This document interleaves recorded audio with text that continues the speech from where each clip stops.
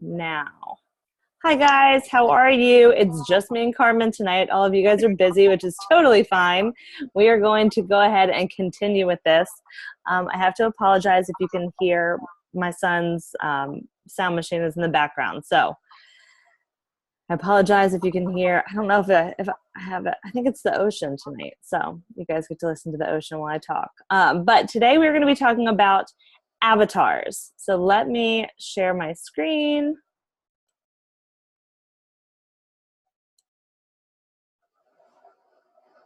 Share screen. And here you go. So really short, I have 4 slides, one of which is my title slide. But the reason it's important to find your avatar, because that's what helps you speak to your people. What you don't want to do, well, I'll keep going. So why is this important? When you're creating a Facebook post, and that's something that we should be doing at least once a day, ideally 2 to 3 times a day, you want to make sure you're speaking to a specific audience. So you don't want to just be talking to everyone, because when you're talking to everyone, a lot of times with your posts, you want it to invoke some sort of emotion. If you're talking to everyone, no one's going to connect. So never ever be nervous about like leaving people out in your posts, because that's when you become too broad. If you ever go through and read mine are all about motherhood, having a new baby, being a boy mom. Almost everything is about that. Even when I'm tying in like my workouts or my meal prepping, stuff like that, being a mom and having Landon and Elliot are almost always mentioned. So there's tons of people out there that are not going to connect with that, and I'm not worried about it, because those aren't the people that I'm looking for. If they come to me, great. I'm not saying I want to I would turn them away, but I want to focus on who my people are. So again, you're going to connect with your people, and when you're creating a post too, just kind of think, what would make you stop and read? Because again, we want to be telling a little bit of a story in our posts. That's how you really pull into that emotion. So thinking about that as you're making your posts. So what is an avatar? And you're going to hear about this a lot, not just from Carmen and I, but if you're doing other trainings as well. Avatar is essentially you. You're recreating you. So by determining your avatar, you should be getting out a piece of paper and writing down a list. And these are some of the things that you can include in your list. An age group or an age range that you're speaking to, marital status or relationship goals. Maybe you're not married now, but that's something that you want in your future. Or maybe you don't want it at all in your future. Do you have kids? Do you not have kids? Do you want kids in the future? Do you have fur babies? Anything like that. Personal history that you think that is important, that kind of defines you. You can talk about your hobbies, your likes, your dislikes, personality traits, life dreams. There's all kinds of stuff that you can include. And then what do I do after I've determined my avatar? You want to create a visual, and I'm going to share mine with you after this. So this will help kind of bring your avatar to life. I typed mine up just on a Google Doc.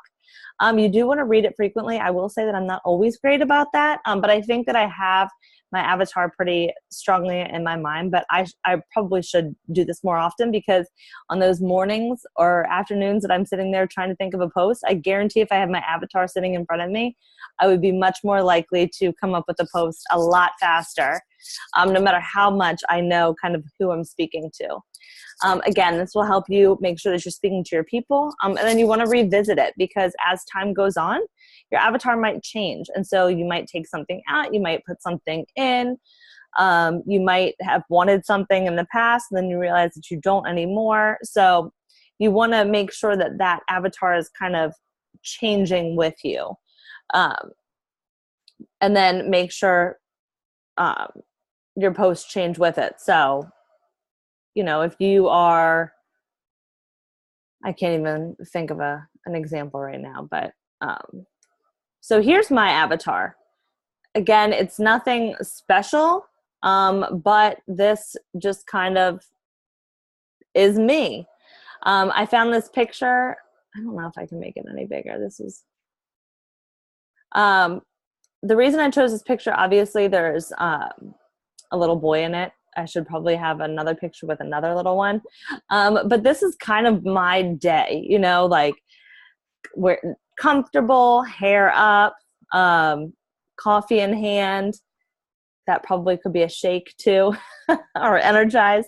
But that's not me. I am not the mom that like wakes up and gets all glammed up every single day. So this is who I want to attract. And I'm going to read through this really, really quickly. Moms or pregnant moms, anyone from their mid 20s to mid 30s, probably upper 40s or low 40s too, I would say.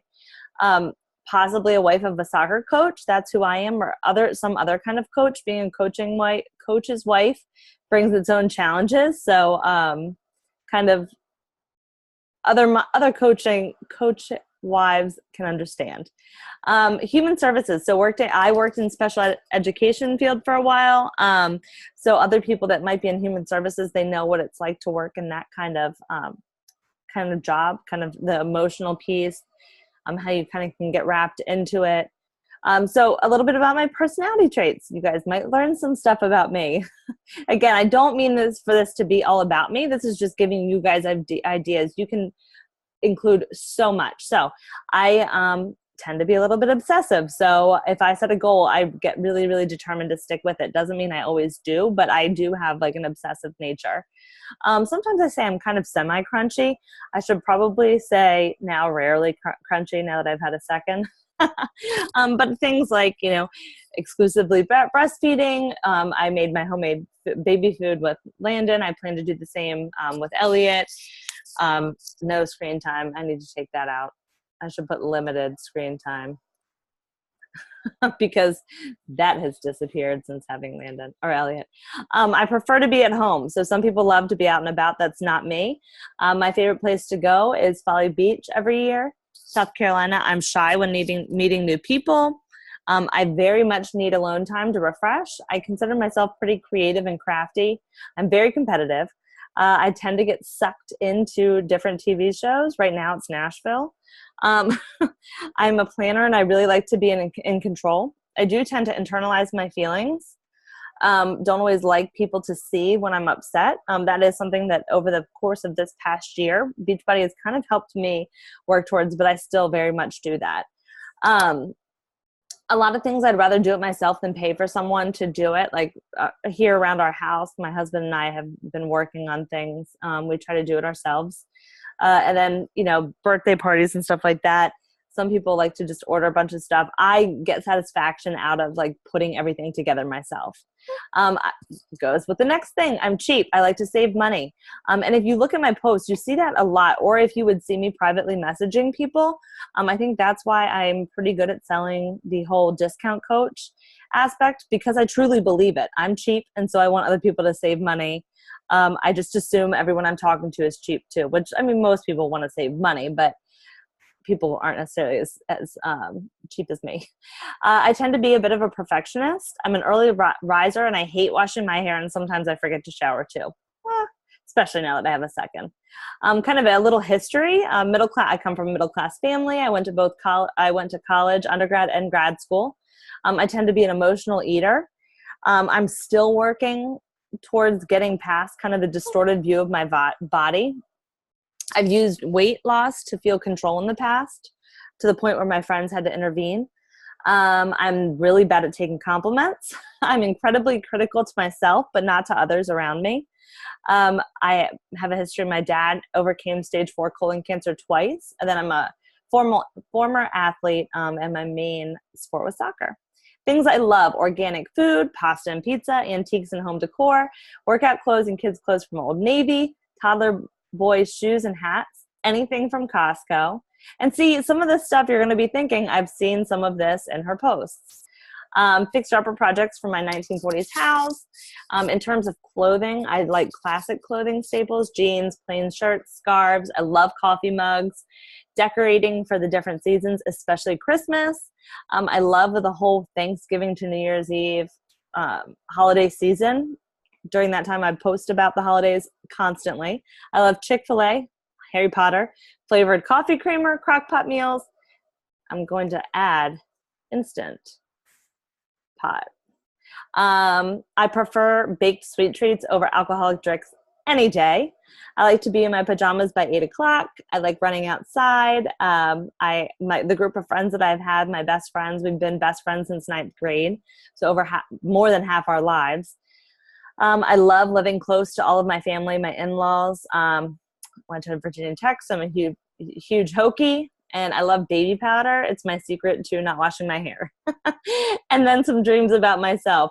Becoming debt-free from student loans. That's the last of our current debt. And so Dustin, aside from a mortgage, so Dustin and I are hoping to be able to pay off all of those loans as soon as possible. I would love to be able to cash flow future large purchases, save for my both Elliot and Landon's college fund. I want to be able to pay for their college in full because I know what it's like to have student debt, and it's not fun. I would like to date my spouse more often. He works nights and weekends, and now that we have two, it's really difficult. We actually just had this conversation, he and I, the other night. I want to continue to build and maintain strong mom friendships. I want to pay off my current home to keep as a rental property. One day I would like to have a home with land and chickens. I really want to have chickens. I'd like to retire my husband so he can coach soccer recreationally as opposed to a full-time career. As a full-time career, he is taken away all of the time. During soccer season, we just really don't see much of each other. And then I would like to continue being a stay-at-home / work-from-home mom for as long as I want. So that is my avatar. I'm sure I could add more to it. But as you can see, it's specific to me. So I'm going to stop this screen share real fast. But that's it. So if you guys can just sit down and kind of come up with your avatar, I would love, I don't know, maybe next week we can all share our avatars as a team call. That could be something that could be fun. So you guys have homework now. I don't know if you guys really decided to watch this video or not.